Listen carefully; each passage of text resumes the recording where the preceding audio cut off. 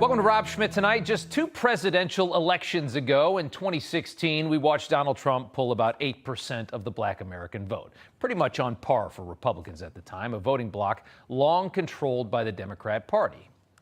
Then in 2020, Trump made some pretty tremendous gains, scoring about 12% of black Americans who voted in that election. Trump's brash but honest political demeanor, along with policies designed to do more than just provide political optics, won over a dramatically larger subsection of that community. Policies like the First Step Act and the introduction of economic opportunity zones designed to ignite the private sector in black communities. And they put the former president on the path to gaining grounds with a community that Republicans had written off for decades. Today, with Trump getting pummeled by a weaponized legal system and Joe Biden mocking him while decimating inner city quality of life with millions of migrants, with crime, inflation, and debt, we are now seeing an even more incredible shift toward Donald Trump. It's amazing to see, actually. Pollster Frank Luntz on CNN says Trump is exploding with popularity among black Americans, especially with the young. They're endorsing Trump because of the fight that he's having. And I actually think it's possible that among black voters, male black voters under age 40, that even a third of them could end up with Trump in the fall.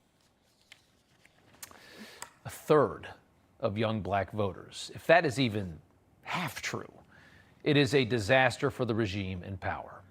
The New York Times reporting wariness from black voters in Philadelphia. Reporters saying just 8 voters said they were committed to voting for Joe Biden, while many others were debating staying home or, in a few cases, supporting Trump. Remember, big cities in swing states is how they win. If the inner city black vote in Philadelphia, Atlanta, Detroit, if that stalls, they're toast. And this is why Joe Biden has given 3 of the most irresponsible race-baiting speeches of his entire career over just the past 72 hours. Speaking at the Smithsonian's African American History Museum in D.C. on Friday, then Morehouse College in Atlanta on Sunday afternoon, and finally the NAACP Freedom Fund dinner in Detroit Sunday night. Joe Biden is busier than he's been in a long time. And Biden's speeches were frankly insufferable, filled with lies and his party's decades-old desperate grift to the black community, telling them they are all victims, vote for us and we'll save you. Here was Joe Biden at Morehouse College just yesterday. What is democracy? The trail of broken promises still leave black communities behind. What is democracy? You have to be 10 times better than anyone else to get a fair shot. And most of all, what does it mean, as we've heard before, to be a black man who loves his country, even if it doesn't love him back in equal measure? Black men are being killed in the street. We bear witness. For me, that means to call out the poison of white supremacy, to root out systemic racism. I stood up for George Floyd's family. Divide and conquer. Trash politics. Does any of that sound like America today? Black people are just, murdered for sport, and we all just stand by and watch? Black people have to be 10 times better than whites to have a chance in this country? They're living in a nation that outwardly hates them, is what Joe Biden just told them.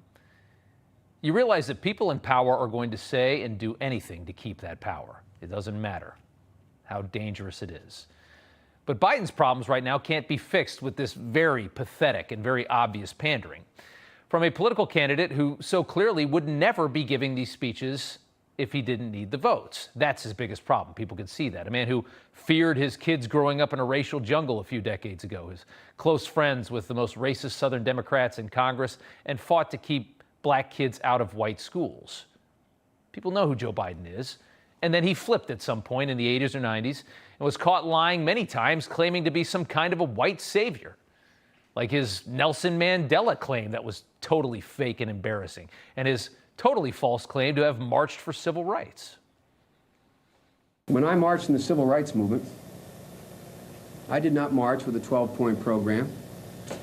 I marched with tens of thousands of others to change attitudes, and we changed attitudes.